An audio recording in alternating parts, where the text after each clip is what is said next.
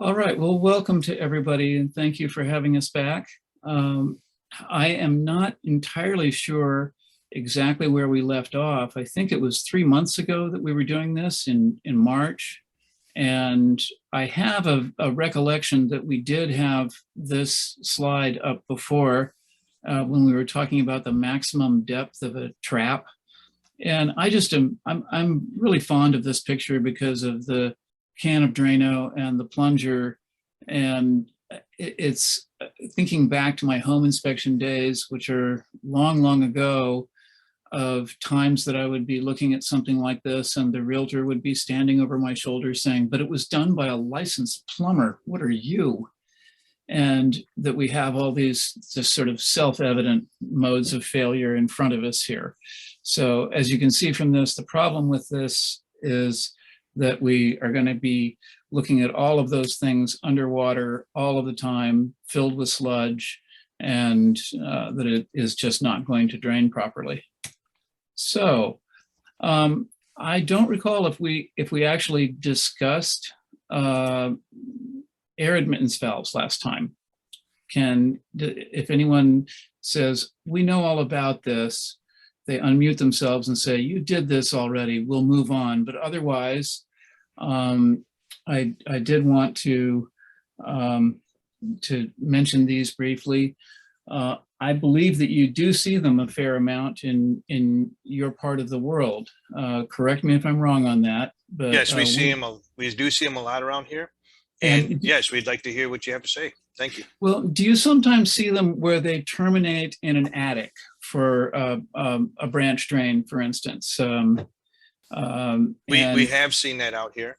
Yeah, and when you do, you should see that the packaging that it came in, the styrofoam box, should be put back around it. And that's really what we call it actually as a frost cap. But what I've seen myself out here, because we don't basically allow them in California, but we do have occasions when they will be permitted. We see them typically underneath a countertop like this, serving just a single trap that's either an island or something that is difficult to have a conventional vent. And so in those cases, I think that there's when I look at one of these, I ask myself, does this look like it was installed professionally by someone who understands it, or was it done in an amateurish way? The biggest tip off that it's amateurish is that it won't be plumb, that it'll be off at an angle, which will mean it really won't work because the washer inside these things needs to seat itself by gravity, and that would be a lot more difficult if it wasn't straight up and down. So the reason that we don't have them here in California is that the Uniform Plumbing Code that's used in about 8 or 9 states doesn't recognize them, and that they want to see every vent going connected to outdoors, whereas the International Residential Code will allow you to have all of them this way. Well, not all of them, but only requires one vent to go to the outdoors. And also I'd like to just make the other distinction that these are not the same animals that we see in manufactured homes, where we have those mechanical quick vents. And a mechanical quick vent is something where there's a spring holding back a diaphragm, or holding back a diaphragm, and that a negative pressure allows it to overcome the resistance of that spring and to admit air. And those should not ever be seen inside houses, because they do rust and fail and are not nearly as reliable as an actual air admittance valve. Did we discuss? I'm going to go. One thing about you were just talking about with the AAV over there. What we've done here is when I've seen AAVs in the attic, which has been about twice. Uh-huh. I mentioned the fact that one, it's not covered, but two, the fact that it's drawing air in from around the insulation, and um, it's one of those things where we have to check to see if that's a violation there, because it's pulling in particulates from the attic space into the plumbing system.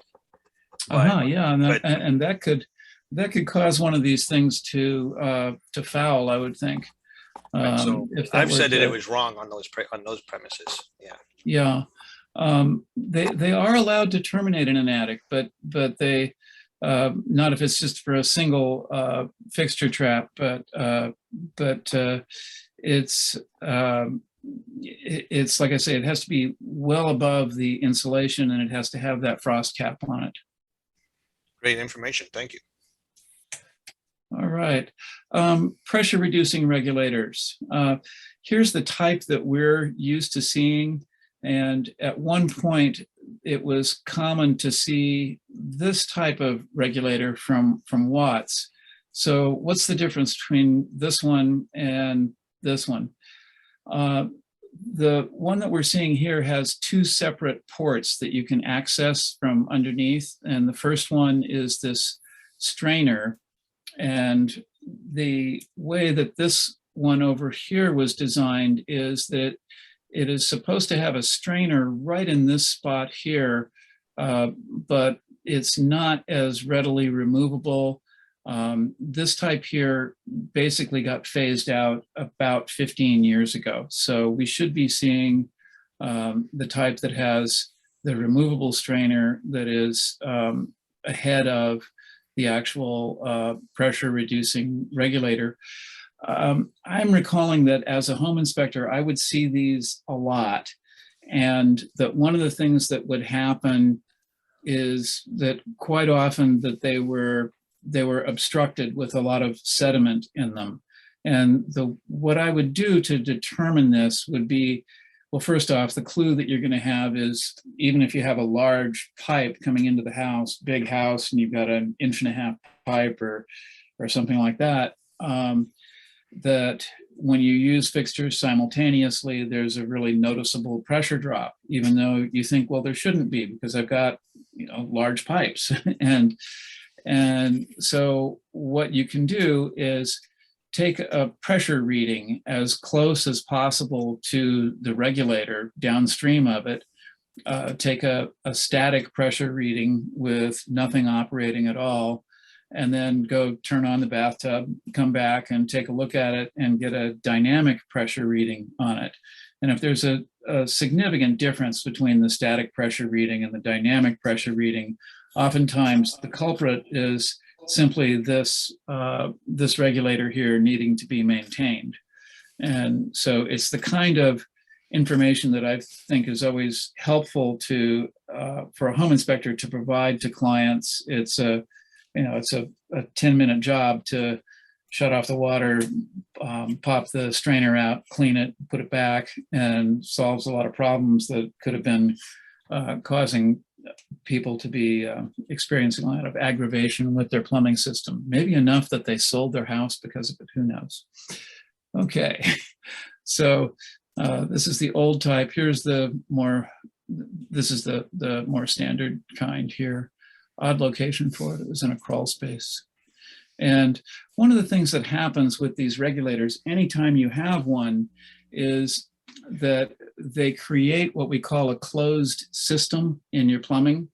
And what that means is that any expansion of the water inside your building cannot equalize pressure with the street main, because what happens is that inside here we have a little needle valve. So what happens is that the water flows through this, goes through this little one-way needle valve here, and then if, say, everybody in the house gets up in the morning, takes a shower, goes off to work, you've got a 50-gallon water heater, and that water heater has now been brought down to where it's basically 60 degrees water inside it.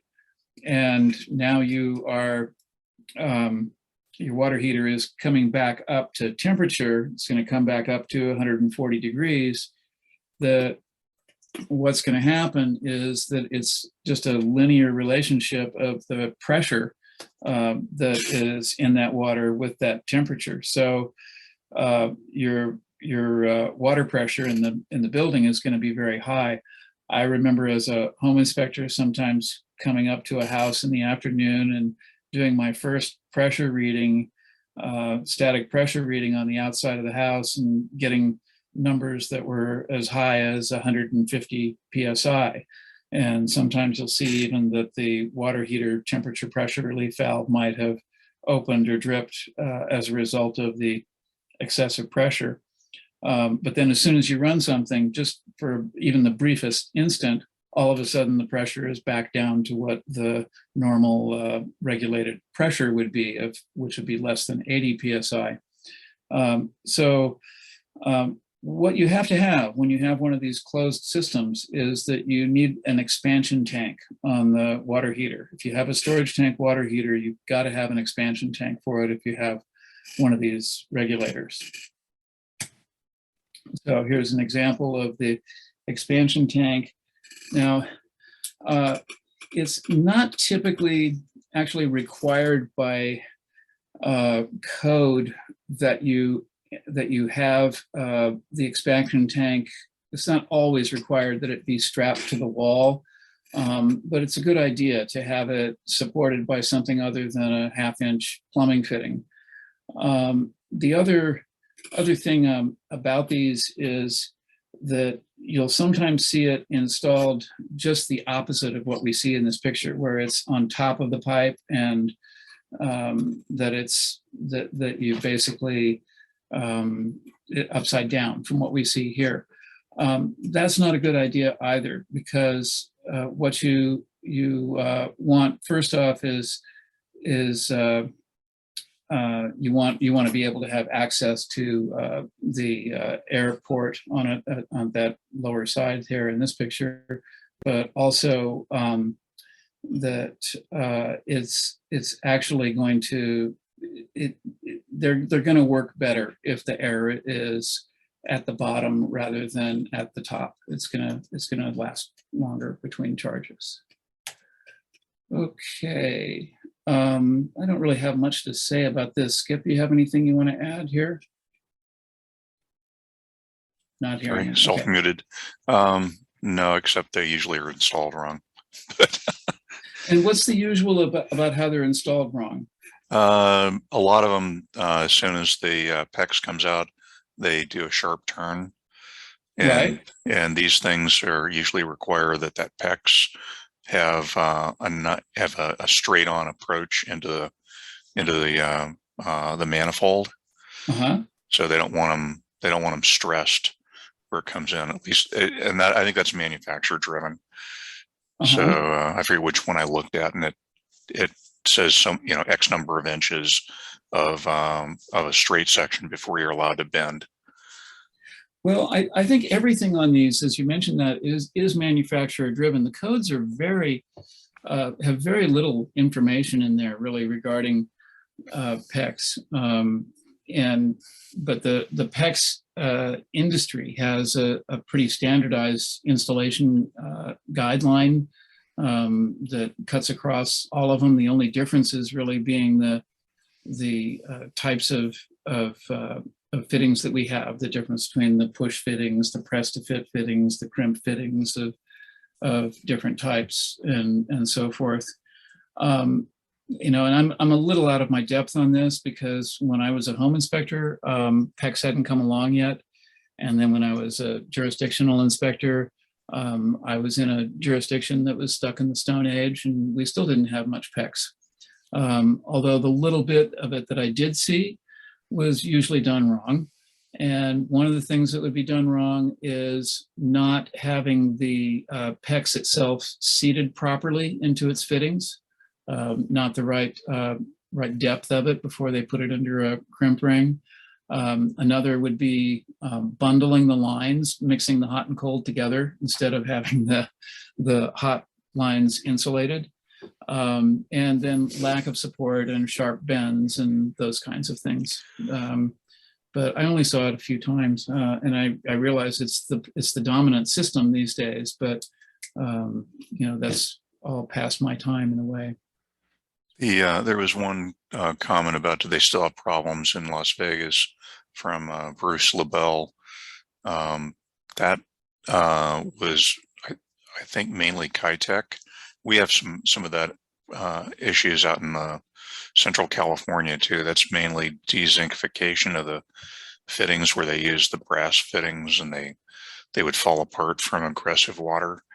Yes. So there's special fittings for most of them now, and and there actually is a section in the code, I believe, that says, if you're in one of those areas, then you have to use the right fittings, I think, or something to that effect. Yeah, our next book does have that in there, Skip. Well, the one that you just got through editing. I thought I saw something in there in the, Yeah. and I forget whether it was UPC or IPC, but about aggressive water and dezincification. But anyway, dezincification is a big issue for anybody with Colorado River water. Yeah. They haven't figured out how to steal that from us yet in Maryland and Virginia, but don't give them any ideas here. Okay. Yeah, it's also some well water, like out in Sac, they get a lot of Sierra water, but I think out in the Delta they pump as well. But anyway, bottom line is it could be a problem anywhere if you've got aggressive water. I'm going to guess that they don't see these flex connectors in Virginia and Maryland the way that they're ubiquitous out here because of earthquake, but I doubt that they have these out there as much. There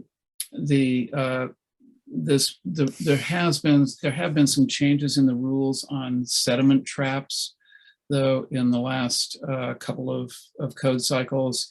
For 2 cycles, I think it was 2015 and 2018 codes, you had to have the sediment trap before any flex connector, and now they've taken that back out, and you could have this whole sediment trap over here at the water heater valve, and as long as it's downstream of the shutoff valve, you'd be okay. Don't necessarily want to hit that. Shane and everybody, do you see a lot of medium pressure distribution inside buildings inside single family residences? Situations like this? Not sure about medium pressure. We definitely have regulators on almost all manifolds. So you do see these kind of manifolds with a regulator on them? Yes. Yeah. Matter of fact, if we have one without a regulator on it, it's something we're supposed to call out, the fact that it does not have a regulator. Yeah, the code will. Well, it's interesting. The regulator basically, and what this particular design was around is that the medium pressure side of it up here in the upper right, coming into it, would be something like 2 PSIG. Pressure, and then the medium pressure regulator drops it down to 0.5, and that's how the individual lines are distributed out.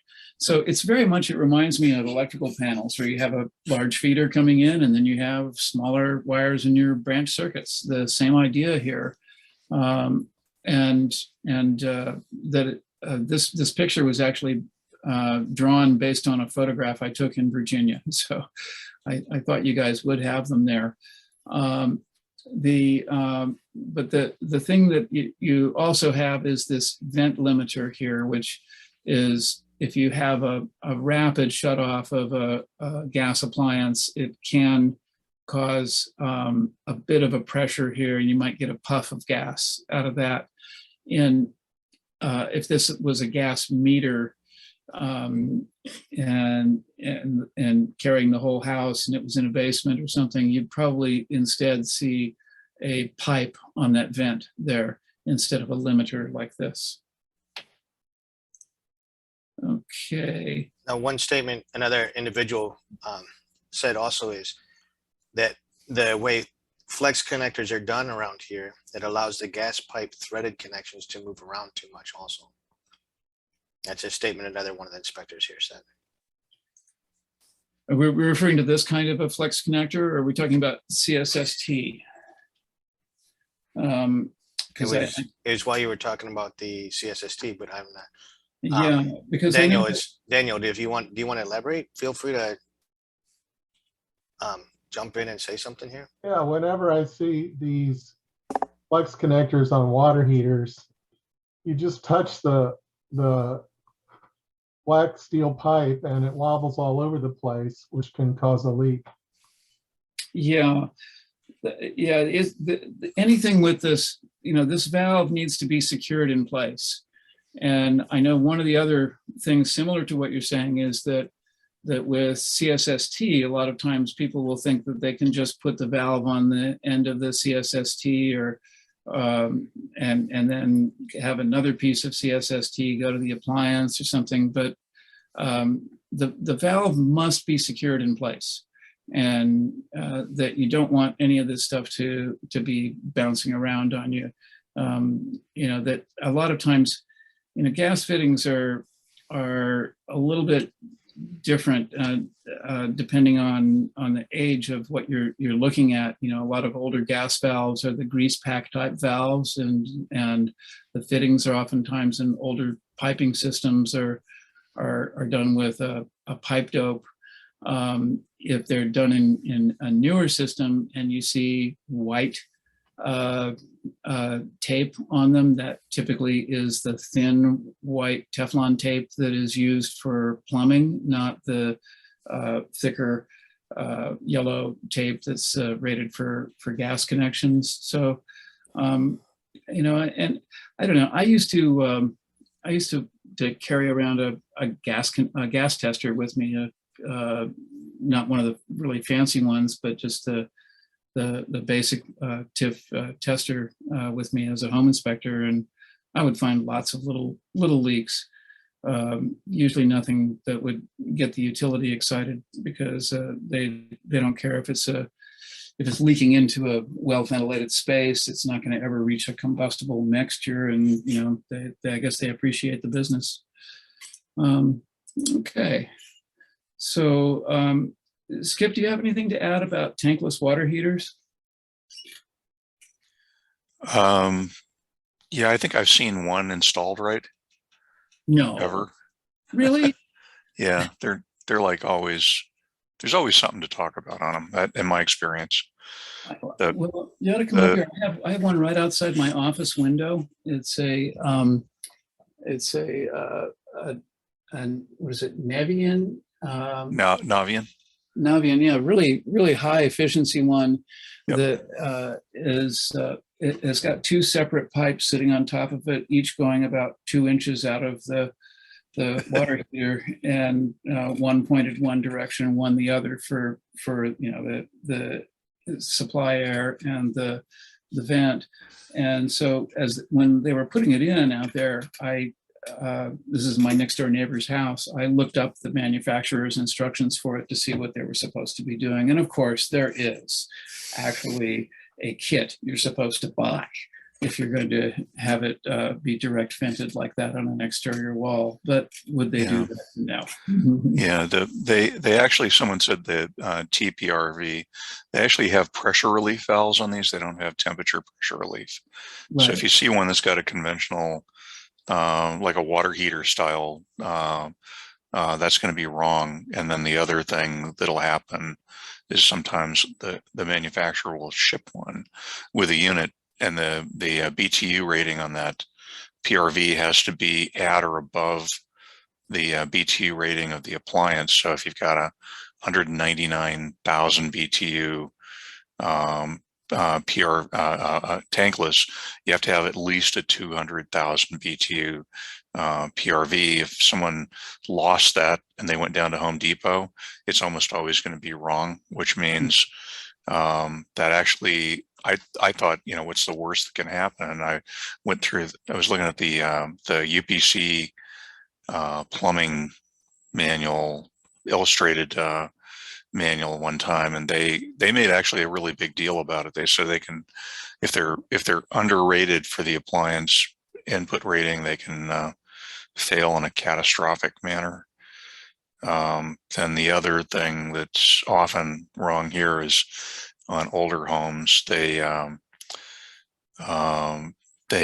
have replaced a tank water heater like the one I did today. You had a 1/2-inch gas line feeding the tank 180,000 BTU tankless, and it was a good 40 feet from the gas meter, maybe 50, and they were also taking off for the gas dryer at the same point.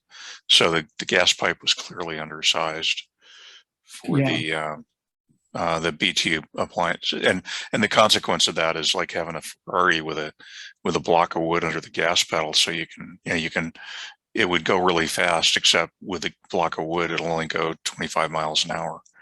Yeah. So and it might not actually vent properly. It could get carbon monoxide as a result. Yeah. Yeah. The venting on them is quite often mucked up. This one was a direct vent, and it looked like they done it in a fairly sane way. So, except it was on the property line, which it shouldn't have been. But at least they got it to the outside. When you think about how it shouldn't have a temperature pressure relief valve on it, only a pressure relief. On your temperature and pressure relief valve, you have a filament. Now, this one here on the upper left of this drawing doesn't show us the whole filament. The one on the Watts 210 here does show us the whole filament, but this little tag on your temperature and pressure relief valve has a number on it, and the number is how many inches long that filament is. Mm-hmm. And so if you try to put one of these into a tankless water heater, you can't go very far. So somebody had to cut it off in order for that to happen.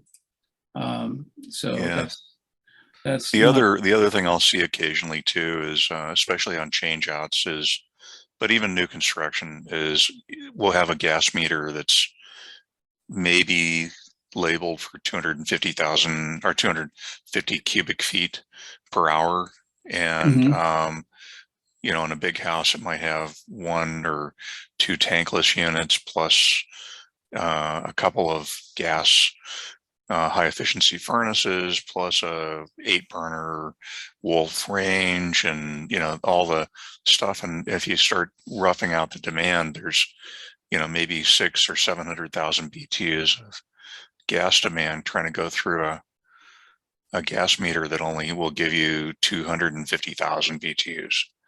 Right. So the gas meter, I wouldn't say quite often, it often enough is undersized if you just kind of rough the number of BTUs at the input rating level on the appliances installed.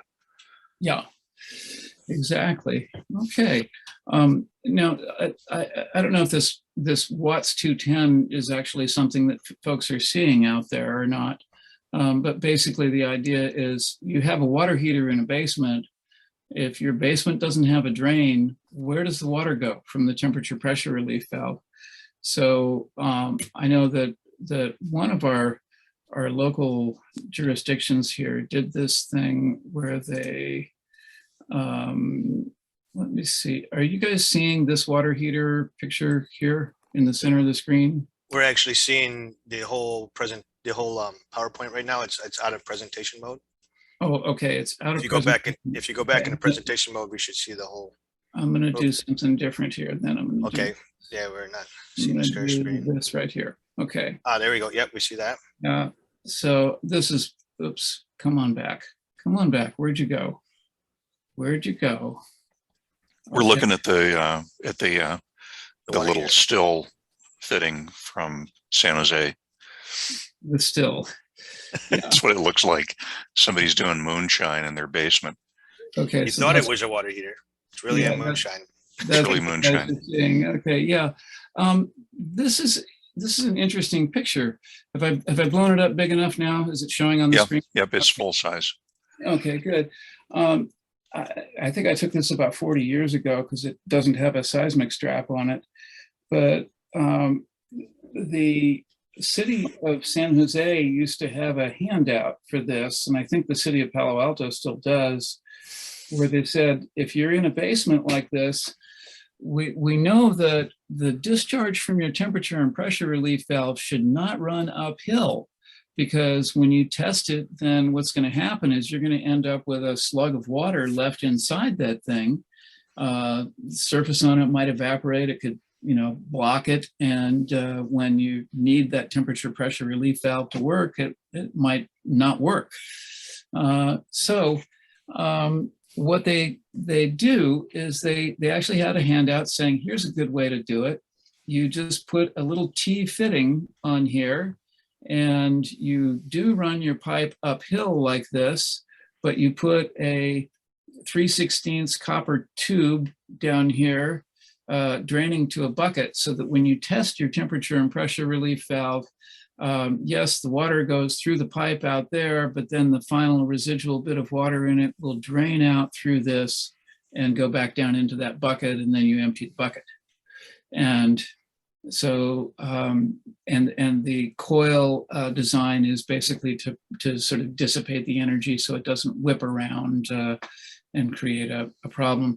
The only problem with this one actually was that that the coils went kind of back uphill again before they went downhill. It wasn't a smooth job on it. So has anyone on the East Coast ever seen one of these? Has anybody, are we just weird out here in California that we do this? Well, maybe they shouldn't answer that. Okay. Yeah, I think you know the answer to that one. No, we've never seen anything that I'm aware of like that. But you've never seen that. But one. you might be, Jim, if he was on, he'd probably say he'd seen something, because he's kind of seen a little bit of everything. Okay, real good. Well, are we back now to seeing the PowerPoint presentation? No, we got No. Uh-oh. What have I done? Share screen. I want to share this right here. Are we seeing a thing? Yeah, we're not in presentation mode right now, though. But you are seeing the drain pan. Okay, are we in presentation mode now? Are we there? Yep. Yes, you're good. Yeah. Okay, good. I don't know why we are. It's a boring slide. Okay. Ooh, you guys probably see a lot of this. You have a lot more electric water heaters, I believe, than we do. We went through a phase here of not allowing them before we started requiring them. And then here we have a dishwasher installation with a high loop secured to the underside of the counter. And I presume that that's what you usually see on dishwashers out there. Isn't that correct, Shane?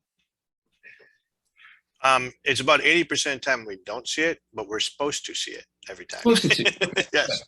All Yeah, right. it's one of those, that and the anti-tip bracket from the range. That is one of those, like, the realtors always just chuckle because they're like, yeah, we never see that. I'm like, yeah, you should. Yeah, well, the anti-tip brackets are a big deal, I think. Yeah. So the other thing is the way that it's done quite commonly here in UPC land is with something that we call a dishwasher drainage air gap device. And that you're not in presentation mode right now. I had to go back and unblock this. Yeah, there we go. Okay, so it's a device like this that sticks up above the sink. And a lot of times the dishwasher manufacturer will require this, even if your plumbing code does not require it. And your dishwasher drainage is pressurized, comes up in this hose, and it makes a 180-degree turn inside this and goes into an open receptor that then drains into the side of your garbage disposer. And if your garbage disposer were blocked up, then it would actually shoot water out of these vent openings here on the side of the device. So those are actually required anywhere that uses the Uniform Plumbing Code, which is similar to a code that's used in Maryland. I think Maryland had something called the National Plumbing Code, or was that just New Jersey that had that? Anyway, but like I said, the manufacturers often are the ones that will actually require this. So there's a couple comments. One, that they see the high loop not attached to the bottom of the cabinet. It goes to the back wall. The UPC, the IPC rather, is pretty specific. It says the bottom of the cabinet, I believe, doesn't it? Or the bottom of the countertop. Yeah. And so people, I always tell people when they question me on like the air gap that, you know, that's not the way we do it here, is the response I usually get. And it's like, well, you know, I have people that run the stop sign in front of my house all the time, but that doesn't make it right. Same thing's true of this stuff here. The code's pretty specific about what's supposed to be done. And the fact that a lot of people choose to not pay attention to that doesn't constitute the authority to break the rules. One of the things that leads to confusion about this air gap device thing as well is that all dishwashers have a water supply air gap. And that's why a lot of times when your dishwasher is first starting, you actually can hear it dripping into the dishwasher. It's going through an open air space inside your dishwasher before it then closes off and starts, you know, the water is reaching your dishes. And that's to protect the water supply in your house from being contaminated by what's in your dishwasher. And so all dishwashers, in order to meet the ASHI standards, have that inside them. And so people say, well, gee, this dishwasher's already got a built-in air gap. Well, yeah, on the water supply, but not on the drainage. So this isn't a water supply air gap. This is a drainage air gap device that is specifically going to be required by some dishwasher manufacturers and by the Uniform Plumbing Code. Yeah, there was one comment about that. The way I always explain it to my clients is, because we get people that don't think they need either one, even though it's required, the air gap's required here, that when the sink backs up, you know, and you put a plunger on it, do you want whatever's in the sink to go into your dishwasher? It's really, you know, that simple. And if the answer to that's no, then you need an air gap.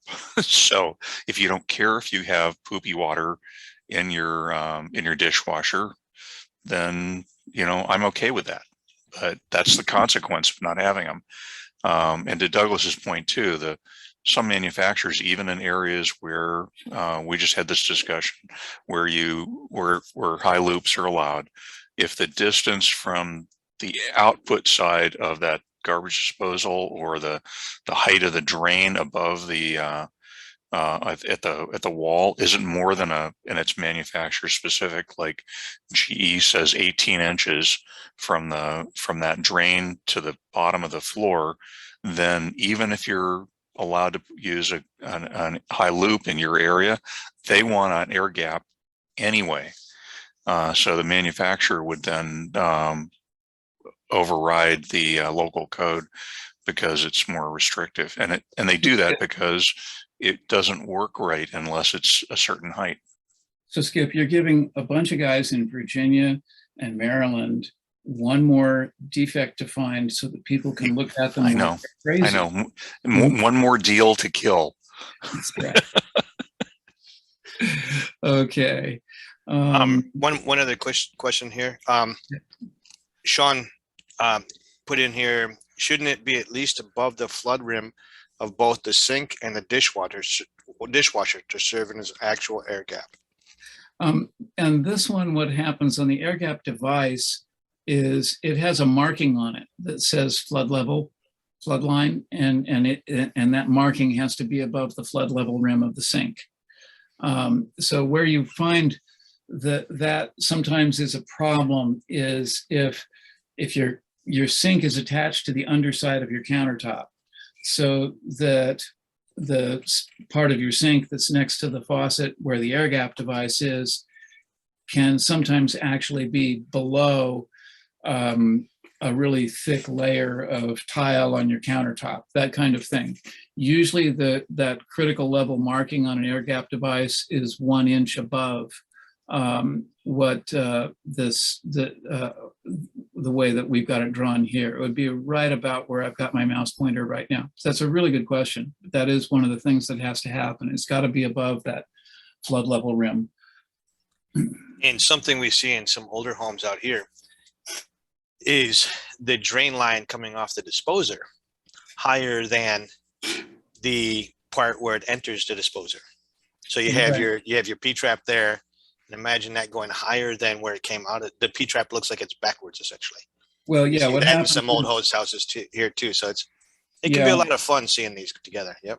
Yeah, older houses, when they first started having kitchen sinks, those kitchen sinks were shallow. They were like only 6 inches. And so what would happen is that they would rough in the trap, rough in the sanitary tee and the trap arm really high like that.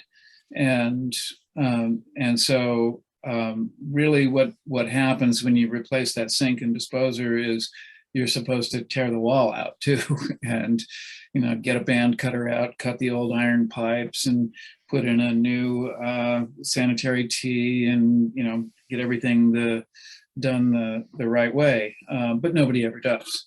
Yeah, what ends up happening though is you end up with water standing in that garbage disposal, which is not intended to be a moat. So it's supposed to drain out. And I like to show them, like I put basically like a bowl, like I have a clear Tupperware, not Tupperware, Gladware type bowl that I stick over top of it. And then I turn it on and I show them how water starts spraying out into the bowl. So I'm like, now this bowl was in here, you'd be having all kinds of fun, right? So this should be fixed. That's good. That's a good technique. That's good. All right. So clearance to fixtures. This is a pretty easy one. That would be an awfully difficult one to use, I think. Gosh, standing there like that. Anyway, I think we're starting to get close to talking about electrical issues. Yeah, here's one where we stuck in the gas meter sizing thing because we had a place to do it on the on this, I think it was an electrical drawing. So if you look at and this is kind of California, this is what we're used to seeing for gas meters. So I would assume they're kind of the same where you're at, but I don't know. That 250 on the label is 250 cubic feet per hour, which is roughly 250,000 BTUs, depending on the BTUs per cubic foot of the gas you're getting there. So, if you've got 199,000 BTU tankless and a couple of decent size forced air units and a 8-burner Wolf and, gas logs install or decorative gas appliance type fireplaces and all that kind of stuff, then you're well above the rating of that meter. So if everything's on at the same time, nothing's going to get as much gas as it wants. So one of the things that I like about this is showing us the bonding of the CSST on the last pipe available before it goes from iron pipe to corrugated stainless steel, and how that bonding basically can tap into our grounding electrode conductor here, or it could go directly to a grounding electrode. One thing I've learned that you cannot do with it is connect it to this intersystem bonding terminal bar. The first time that I did this drawing, I had it going there, and I heard from the manufacturers of these and from some people at NFPA that no, we only intend to have this intersystem bonding for different electrical systems, not for the CSST.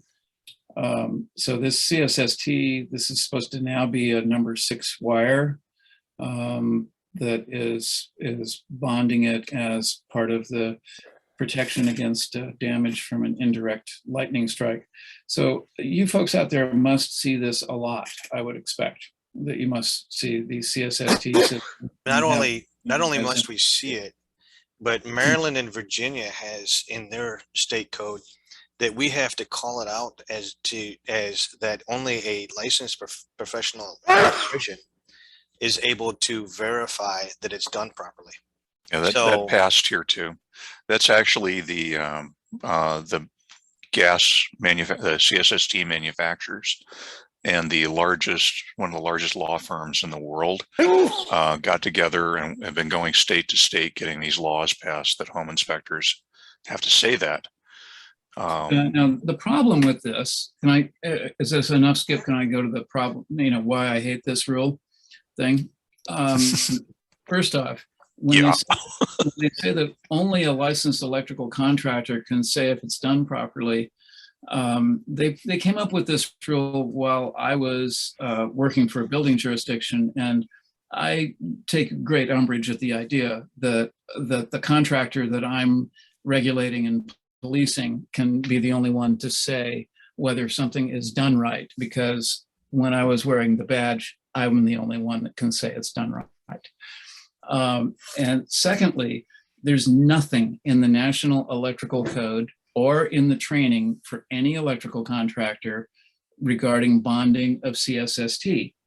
In the run-up to the 2011 National Electrical Code, the CSST manufacturers submitted a proposal to Code Making Panel 5 for a modification to Article 250 to require bonding of gas piping systems that had CSST.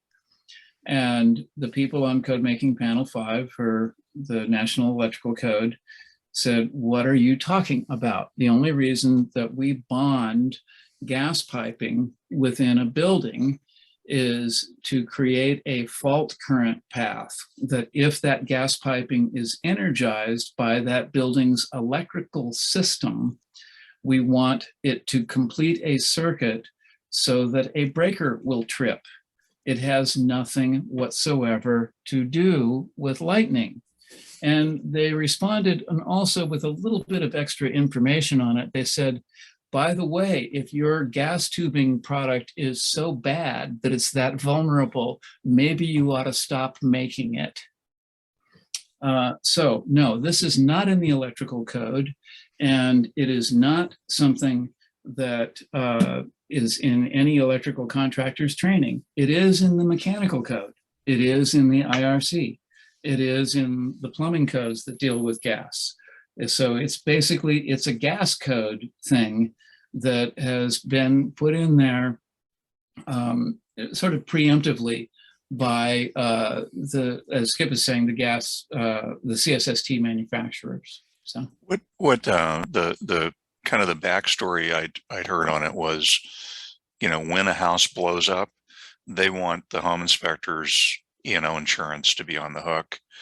And that's why there was a really big law firm involved in getting that passed in California, that you have to disclose it and refer it to an electrician, and in Maryland, and I guess apparently in Virginia, Texas as well. That's where somebody actually did get blown up. Kid and a dad, I think, died in a house when it blew up.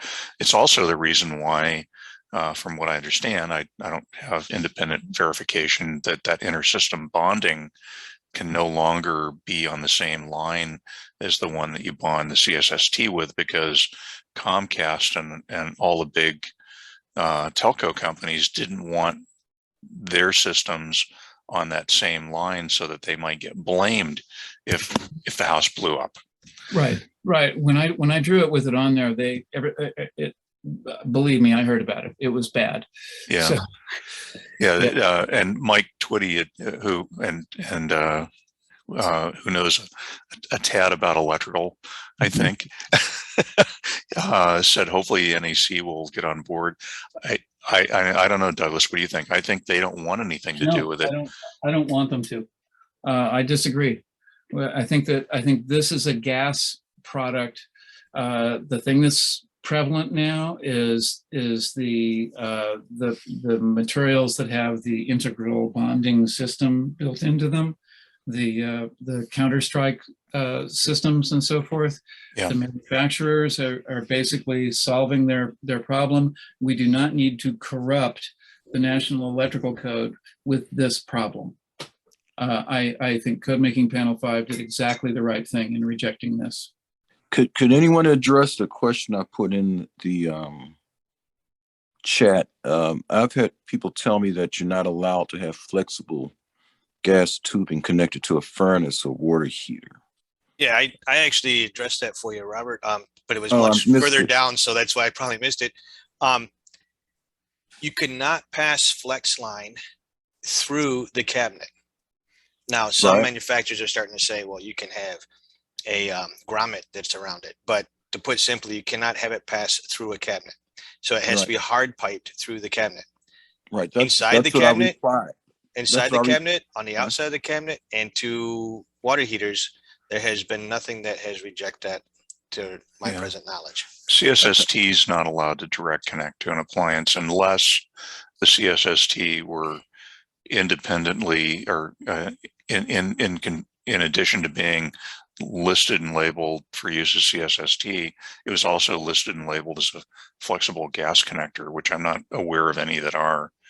So Yeah, There- that's what I was meaning. I was meaning actual flex connect. yeah, the appliance flex connectors connectors. are listed Yeah. components just for that purpose. And there is a provision in the, and it's in the National Fuel Gas Code, and for sure it's in ours here. And we're based on NFPA 54 here as well.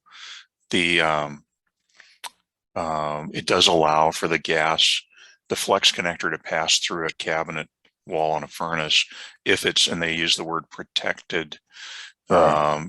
They don't really say a grommet, but that's what they're talking about. Sleeve or So, something. Yeah. yeah, so there I is mentioned that there, to him, there is a place and- for that. Anyway, Is that, can you send me where that is? Because I mentioned that to him and he showed me some website and I forget where it was that actually stated what he said. So I'm like, yeah, and- I'm pretty sure most websites don't constitute the fuel gas code.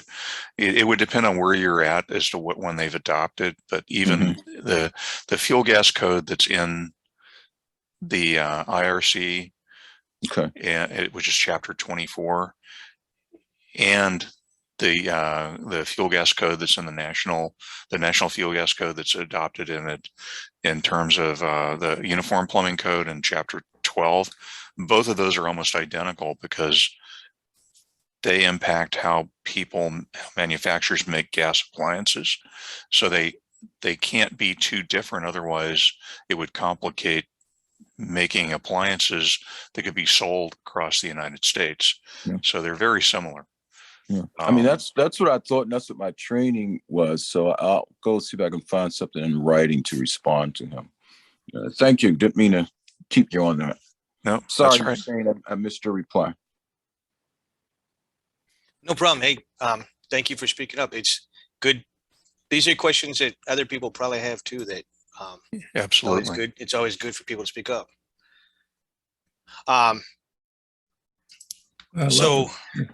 With that, I did put the picture up. So in a couple minutes, when everybody's back, I have the picture up here.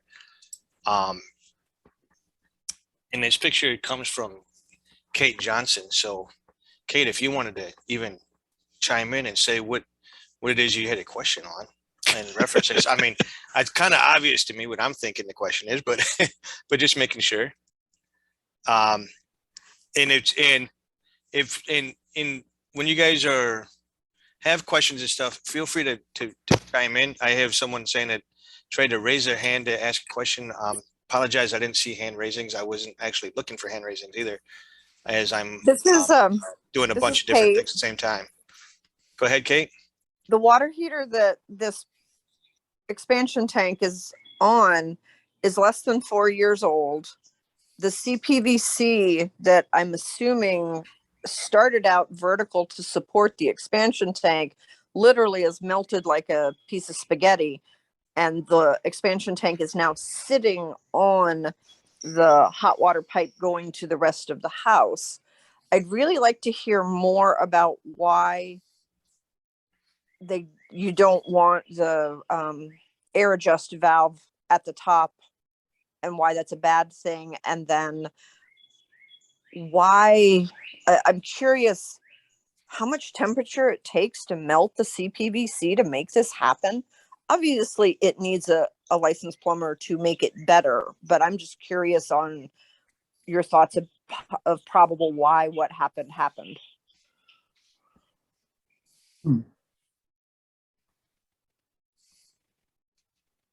Should we do this now, or should we wait until everyone's back from break? Or It's 8:28. We should be good.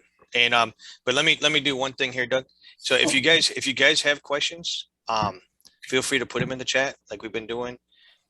Apologize, I have not been seeing hands raised. I wasn't looking for them. So if you had a question, please interject like you would normally would in a meeting. It's when there's a lull in the conversation for a second there, just go ahead and say question here, or you can put it in the chat. That's the best ways. That raising hands, I think, might get too much to look at for the same time. Go ahead with your answer, Doug. Well, yeah, I was actually going to hope that Skip can do two things at once here, and while he's putting that other picture up, that we can that he might remember.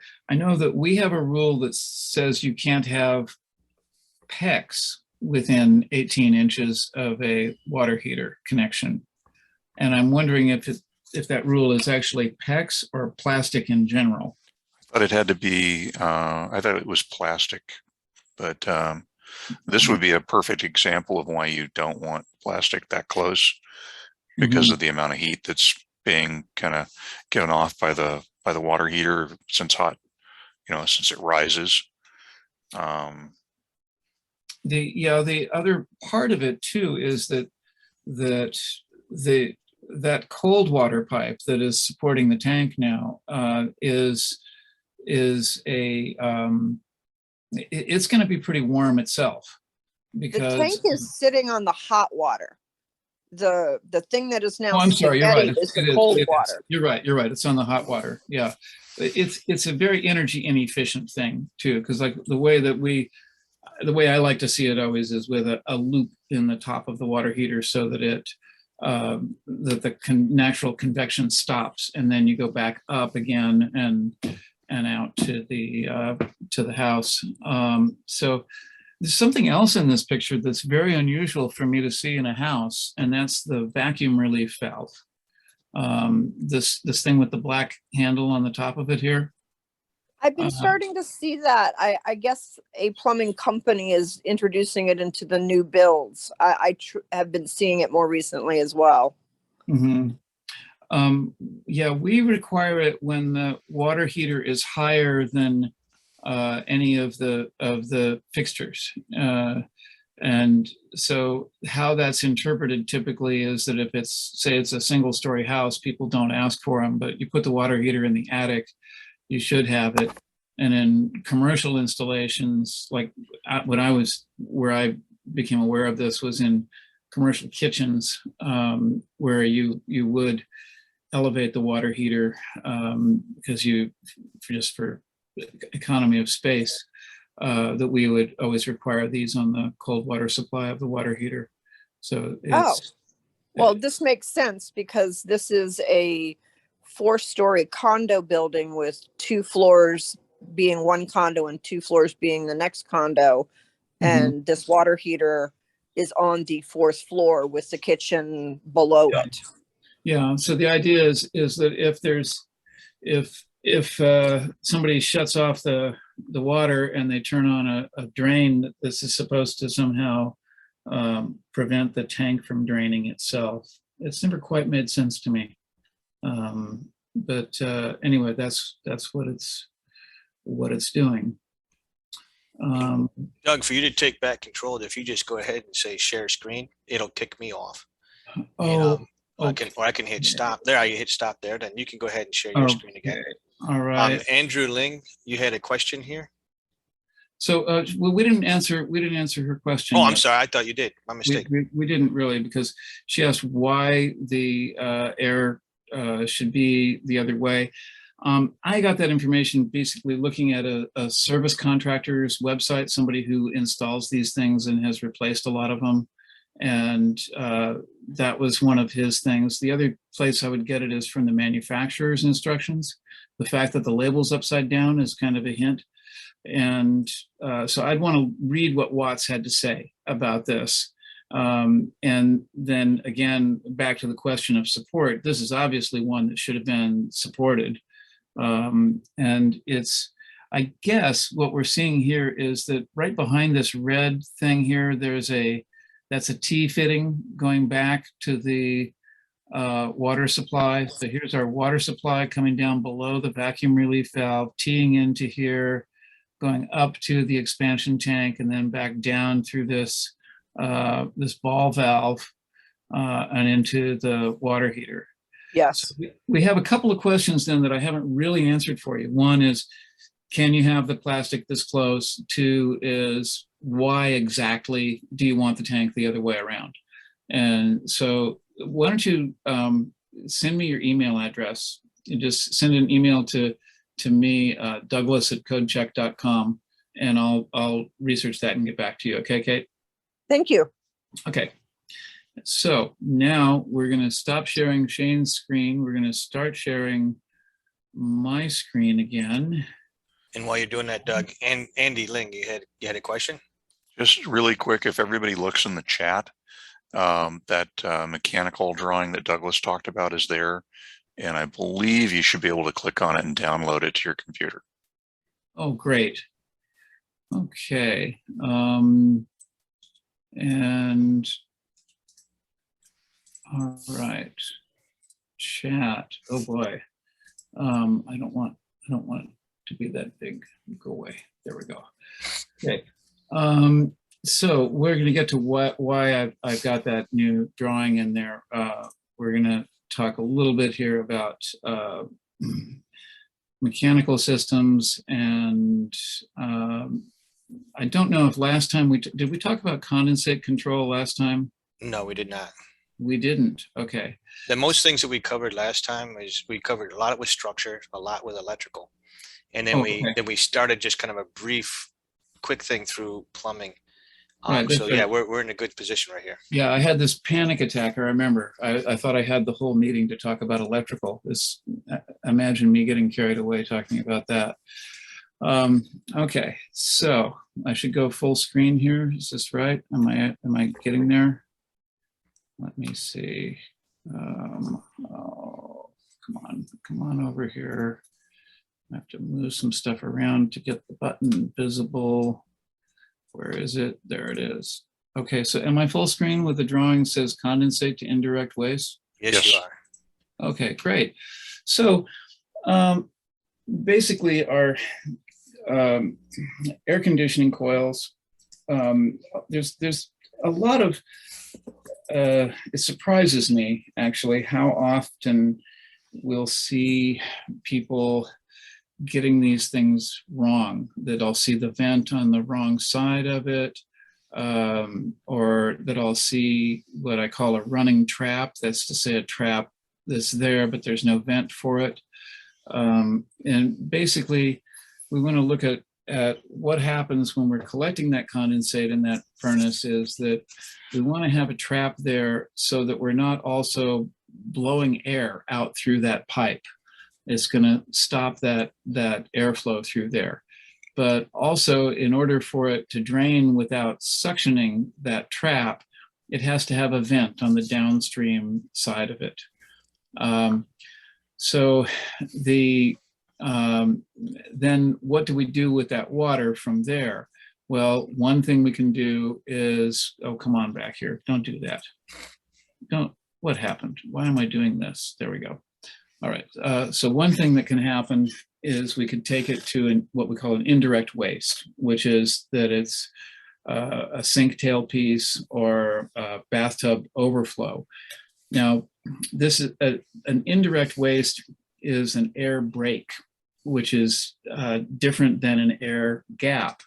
as we talked about with dishwashers, the drainage air gap device has to be above the flood level rim of the fixture, whereas an air brake, it can come in below the flood level rim of the fixture, but above the weir of the trap. So that basically it's still on the sanitary side of the drainage system. And so this is one way to dispose of condensate. Another way to do it is to have it go to a dry well or some sort of an arrangement like that. When we have our appliance is located in an area where blockage in this pipe is going to end up causing damage, then we have either a secondary pan or usually more commonly a detector that gets installed in this pan or even in this pipe right here that would tell us that the water has backed up and that's interlocked with the air conditioner and shuts it down until it's been maintained. This is an old drawing of ours. One of the things that's different in our newer ones is that it's also required now that you have cleanouts in your condensate piping so that you can get obstructions out of them. Okay, moving on to ducts. It's a fun picture here. This is something that you see fairly often, these flexible air ducts like this. They're a spiral of wire and fiberglass with a vapor retarder inside and one on the outside. And when you see these as a home inspector and you see a joint in the duct like this, give it a squeeze, see what's happening. In this case, there's nothing inside there. And if we look at what the actual standard for this is from the Air Diffusion Council, from SMACNA, from all of the building codes, everybody, they say when you put these things together, there has to be a metal collar that's 4 inches wide that goes in there first.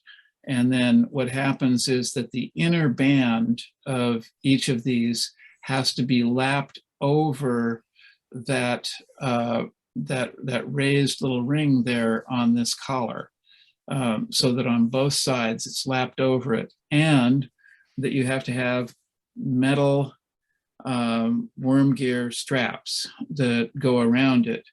And so that's how the inner part of it is put together. Then you wrap the insulation back, make it intact, and then have at least 2 layers of a UL 181 pressure sensitive tape on the outside, not duct tape. Duct tape is good for lots of things except for ducts. It's not rated for ducts.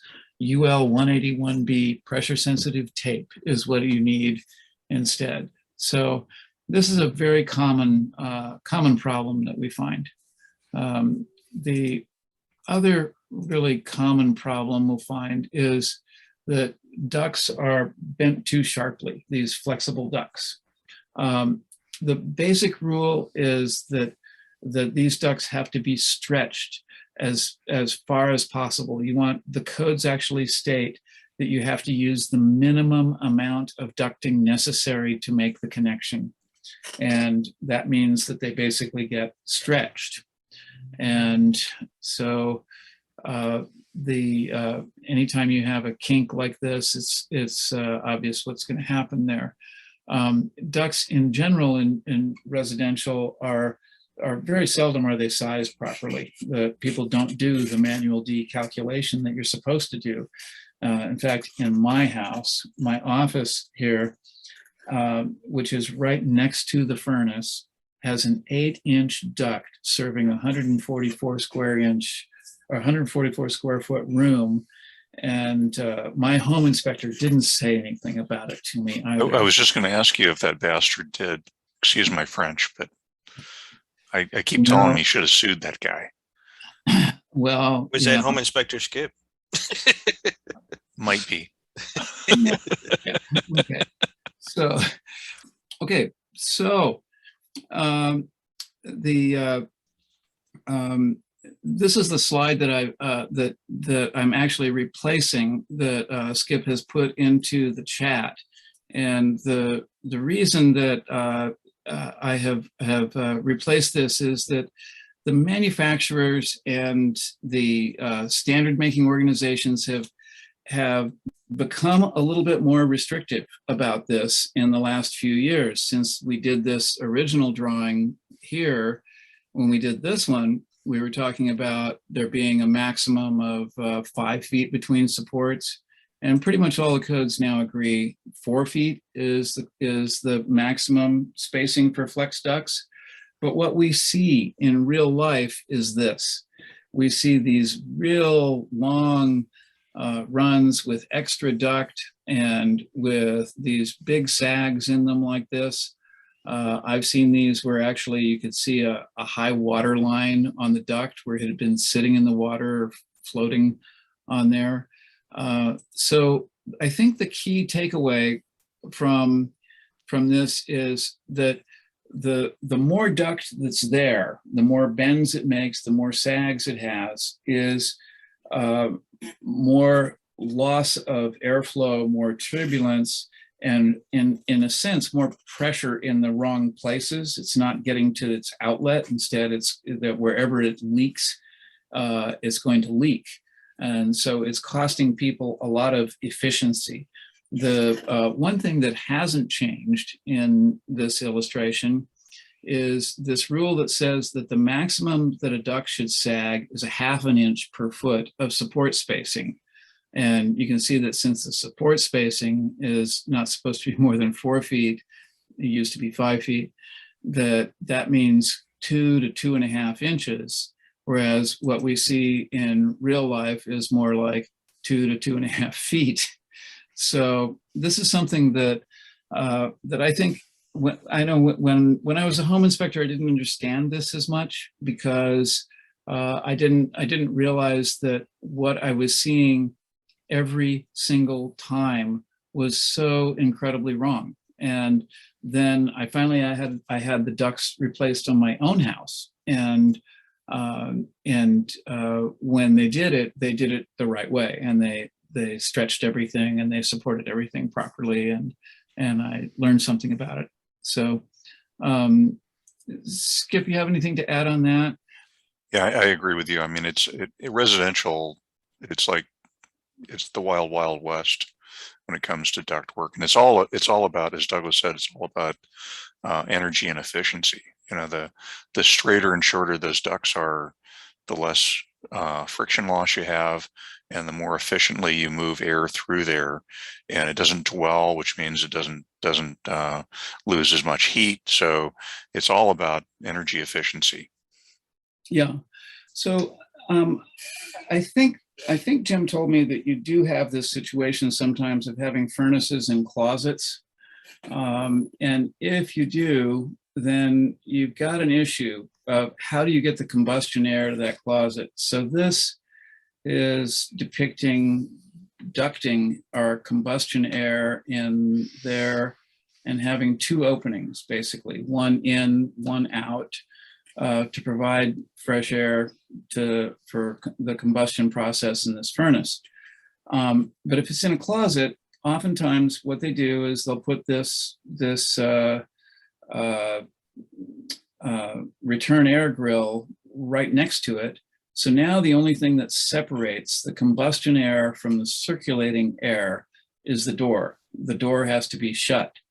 Now, sometimes it's a door to a small door like this. Sometimes it's actually that you have your furnace in a small closet all to itself, or like in my house, I have the furnace and the water heater in a closet.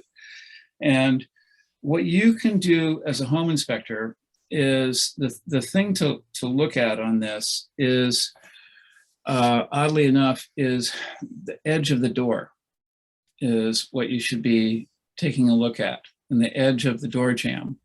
When you open that door and you're inspecting that furnace has lots of air.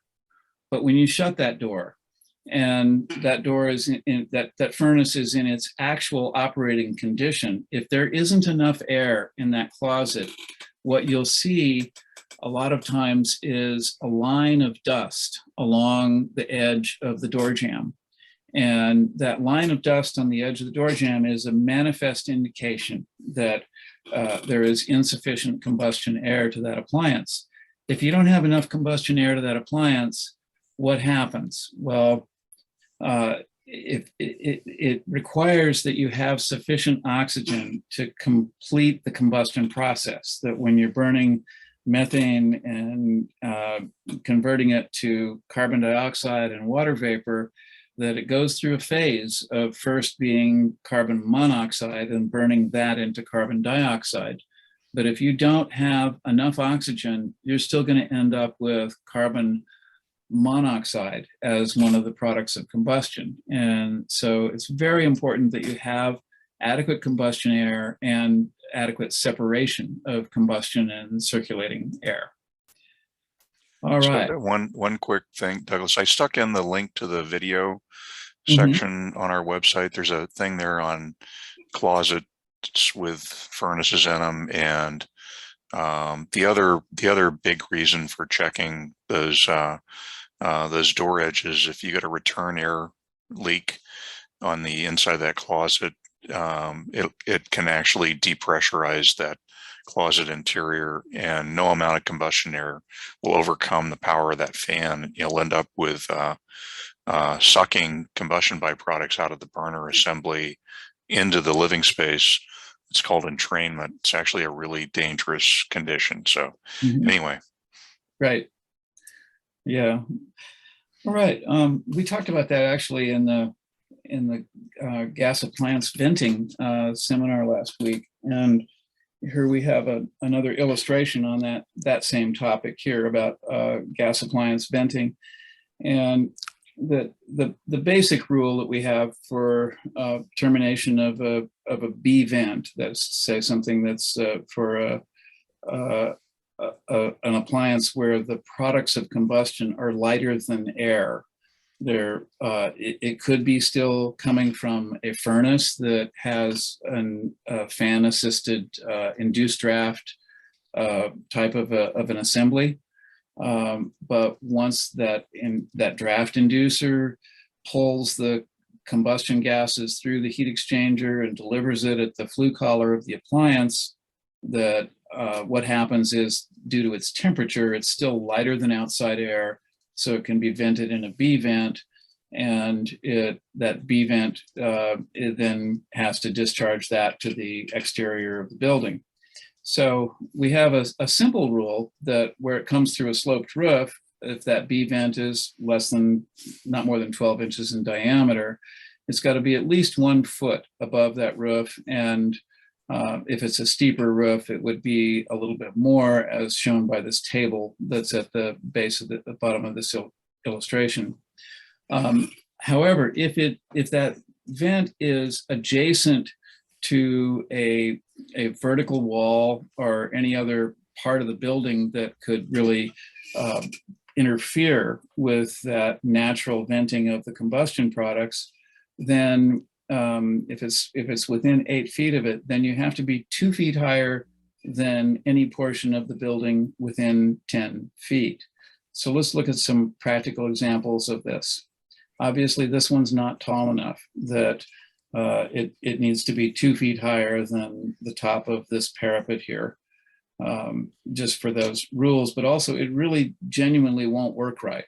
And also it looks like it's going to leak too. Doesn't have a seal on it there.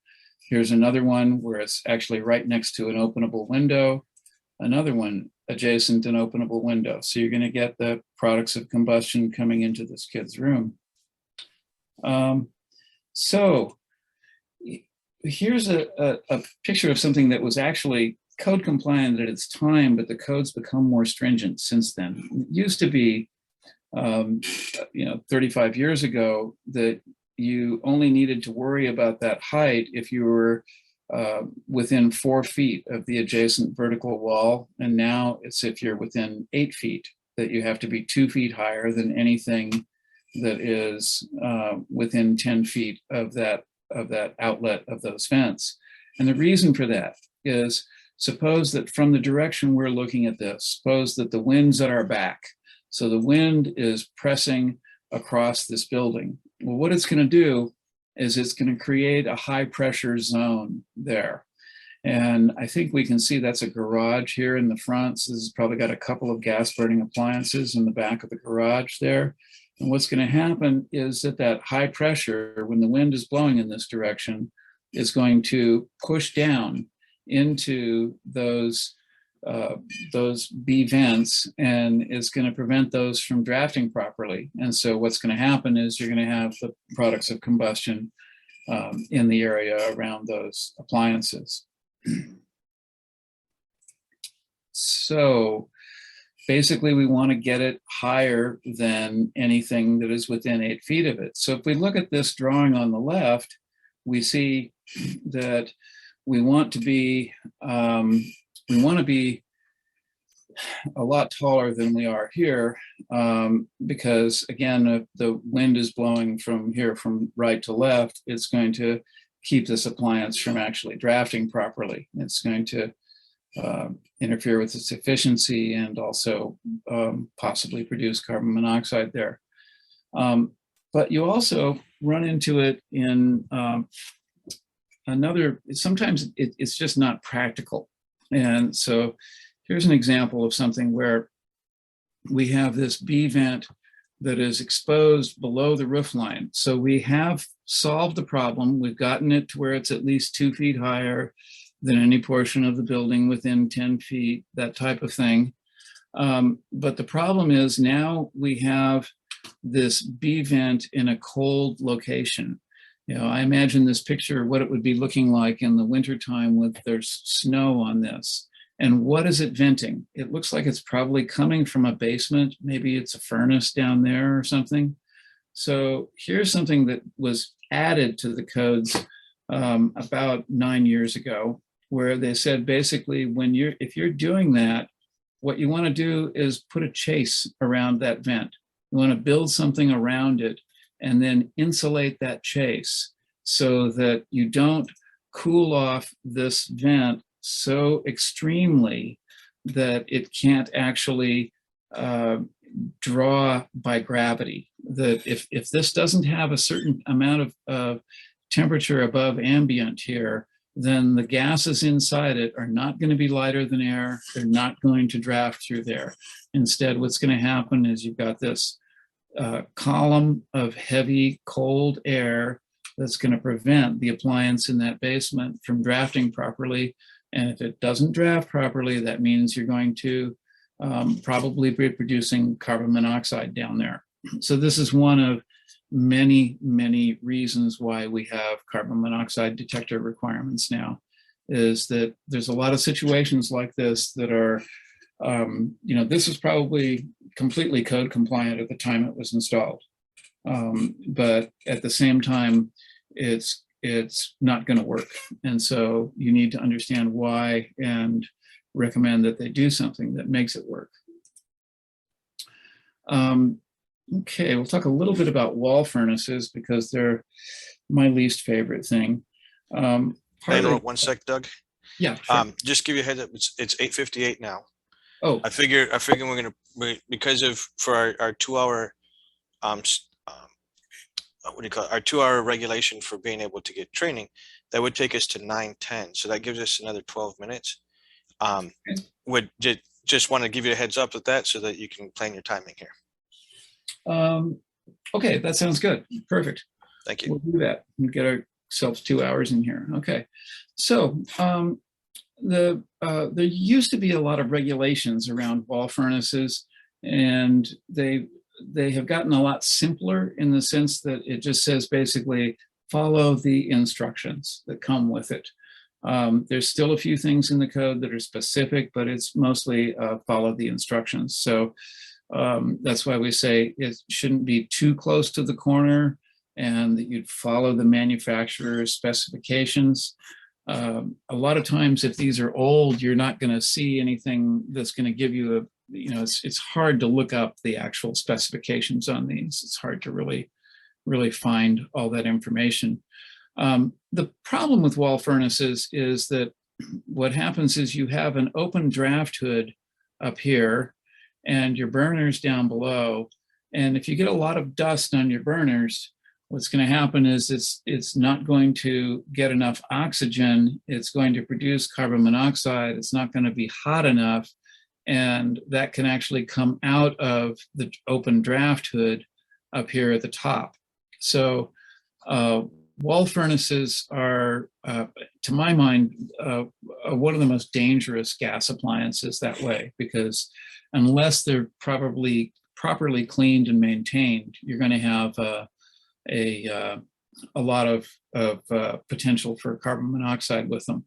And another thing with them is that they have to have enough height to establish a draft to get that to the outdoors. So here's an example of something. This was in my building jurisdiction, where we had a 2-story apartment building where somebody had replaced the wall furnace on the 2nd floor. And the code tells us that the minimum height of that flue has got to be 12 feet above the burners. So what they had to do was raise it up here with this extension piece to get it to where it achieved that 12 feet. And without that, it's not actually going to draft properly. Another thing with wall furnaces is that this first section of the flue has to actually be connected mechanically to the header plate at the top of the wall furnace, and it should not be loose. You've got very, very limited clearances in here, only 1/2 inch to the back of your drywall. And so it's important that that pipe be centered and that it stay situated where it's supposed to on top of the furnace. So this first stud cavity where it's located here should actually be open. If you go through subsequent floors, then you put a fire stop spacer around it. But you want that first one to be open because that has to breathe basically to prevent that from getting too hot. When you guys inspect a wall furnace, the thing to do is always operate it, put your hand on the sheetrock above it, go on the wall behind it, put your hand on the sheetrock there as well, and see if anything is abnormally hot. It should, where it goes up through into an attic space, then have an insulation shield around it to make sure that you don't have insulation falling into that space there and trapping the heat where you don't want it to be. I think we can skip through this type of wall furnace a little more quickly because these are what we call direct vent wall furnaces. Do you guys actually see these very often out there? Anybody say that they see them? They're it's like the kind of thing you might see in an old motel or something. No. Very, very, very seldom do we see something like that. Usually when we have a direct vent cap like that, it's based off of a fireplace, a manufactured fireplace. So we'll get to the fireplace part. These things are very dangerous. I've inspected, when I was a home inspector, I inspected somewhere between 50 and 60 of these. Every single one of them that I saw had a cracked heat exchanger. Maybe there's a good one out there someplace. I just never found it.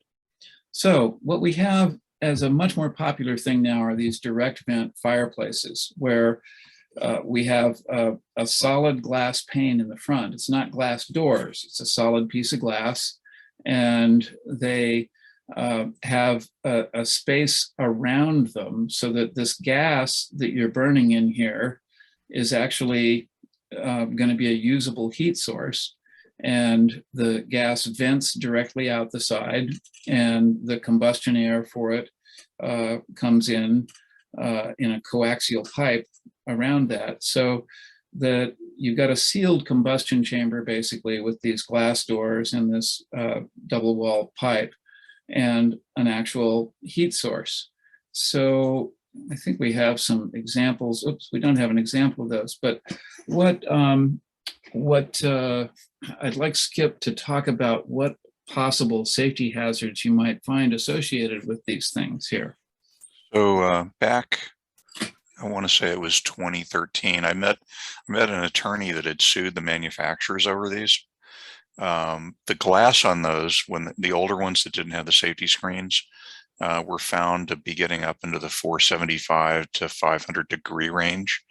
And actually, he was involved because of a personal injury case with a 3-year-old child that required skin grafts on his hands because he'd glued himself to the glass, which is really horrible. And we don't want that to happen. So as a result of that, it was about a $500 million class action award. It required the manufacturers to actually change the standards change on that. So they require these safety screens. There was also a period of which the manufacturers were required to offer retrofit kits going back, and I forget how many years it was, 5 or 10 years. So there may be retrofit kits available if you're looking at one of these decorative gas fireplace appliances. But personally, I make note of the fact whether if it's a newer one, if it doesn't have a safety screen on it. I also make note if there is one, so I can at least verify that it was there at the time I was there. And so anyway, bottom line is they can be very unsafe. Pets, someone falls into it, little kids, I call them out as a safety issue. I actually, and this is probably 10 years ago, I was at a new build house in San Francisco that was a green high efficiency house. They had a 42-inch, and the house was really warm, and it was because I was there the day they were burning in the fireplace, meaning they ran it for 4 to 6 hours. And when I measured the glass, it was 475. So that's the point at which I started talking about it, even though the lawsuit didn't occur until after that. So anyway, my suggestion is these are not toys. They can be very dangerous. And Dale Febb, that's the fireplace guy out here in California, he does a lot of fire loss work, meaning he works for insurance companies and goes in and figures out why things caught fire and burned down a house they were insuring. He calls decorative gas fireplaces a growth segment of his business. That's because they burn down a lot of places because people don't install venting properly. They don't maintain clearances to combustibles. So they're potentially dangerous on many levels. So I would say the things then for Andrew to look for are, if it doesn't have a safety screen, you've got to call that out. And then looking on the outside of it, look around the cap that they put over these combustion air and vent assemblies, and look to see if the siding around it is charred or any other problems like that. A lot of times if they have vinyl siding, especially, it'll be something that's where it'll be all melted around these things. Yeah, black soot indicating incomplete combustion. Mm-hmm. I've seen people punch out the direct vent caps right through plan-on foam molded siding or trim. So all I'm suggesting is pay attention to them. Yeah, they're not toys. Just like the glass inside is a danger and hot, those on the outside can be a danger as well. They can be really hot too, and if they're in a play area or something like that. But the screens destroy the whole effect. You don't get the beauty of the flames and everything. Shouldn't you're just a killjoy. You want to make them take away you want to make them put the screen there that it won't look as nice as it was designed. Oh well. Hey, Doug, is this the last slide? Is that what I saw there? Yeah. So can we go back 2 slides, please? Sure. So no, forward one. Back. There you go. Perfect. So yeah, the cap that Doug was talking about that we see on the outside is a cap like you see right here on the bottom right corner of the screen. What I like to tell people is that it says hot is kind of a misnomer.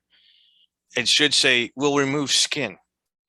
So do not have anywhere near. And if this is, a lot of times you see these around this area in Virginia, you see these at deck levels. Like you could literally walk right into the side of these things.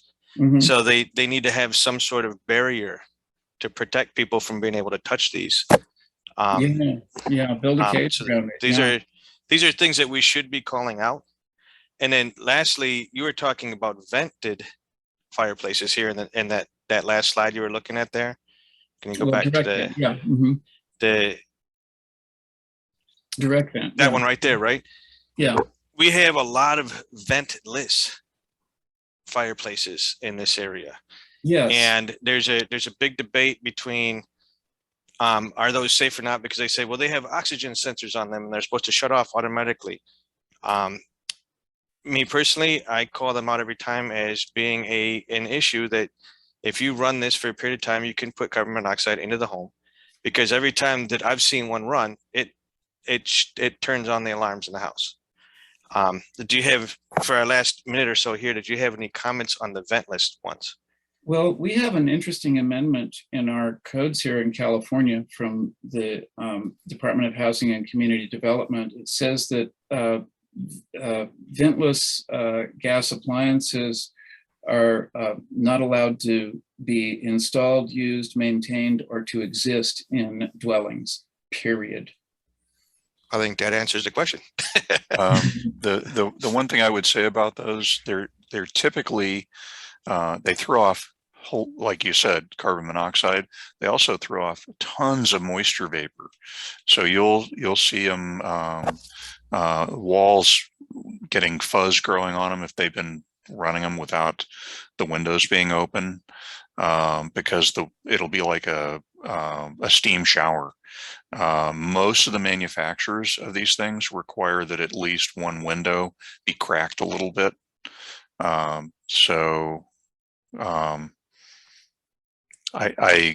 with Douglas. I like our codes that it literally says not allowed to exist in our jurisdictions in California.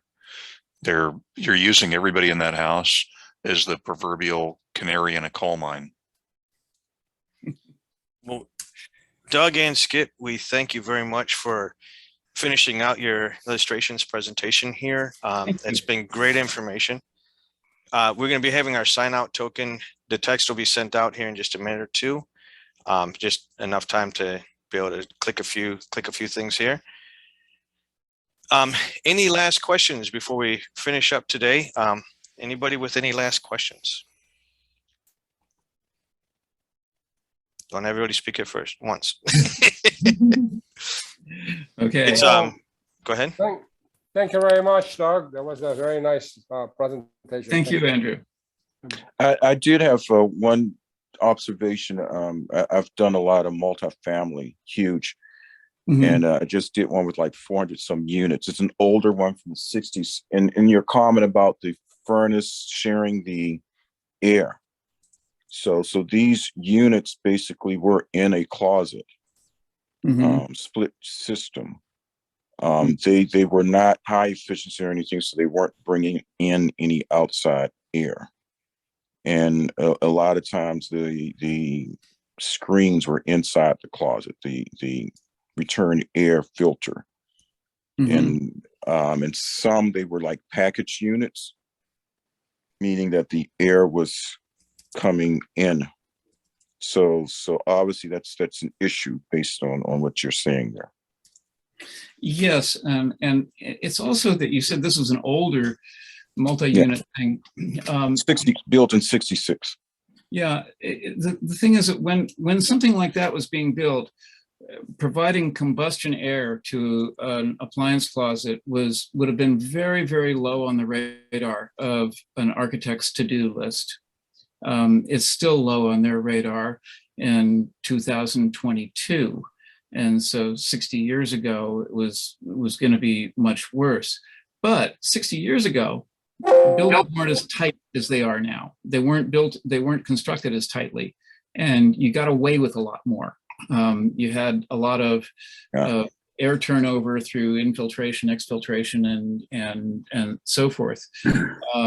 As we go through and retrofit things, and as we go through replacing windows and this, that, and the other, it's it surprises me that they would still even stay with gas burning appliances in a situation like that. I would expect them to want to switch to mini splits for those apartments. I know that in my time in a building jurisdiction, I saw hundreds of those things getting turned over and converted over to mini splits as just part of a general upgrade. That, you know, the owner of the apartment complex would, every time somebody moved out, upgrade that unit and jack the rent up another $500. And yeah. So the good thing is, you know, I did several of them last week. The most of them are outside. So at least as far as the being inside, that's good. But still, as far as the burning, the combustion, proper burning for that is still an issue, because they're still sharing the same air. They're fighting for the same air. Fighting for it is the right word. Yeah. And they were filthy. And I didn't see one that wasn't filthy. Yeah. But I'd like to see more details on it, because it sounds to me like a dangerous situation. You know, I mean, I don't know if they're hauling bodies out of there yet, but it sounds like they could. So. Yeah, I'll send you some pictures if you share your email. Good. Douglas at CodeCheck. Hopefully it's something I'm overlooking, something that I missed that makes it okay. Yeah. Okay. Good. All right. Any other questions?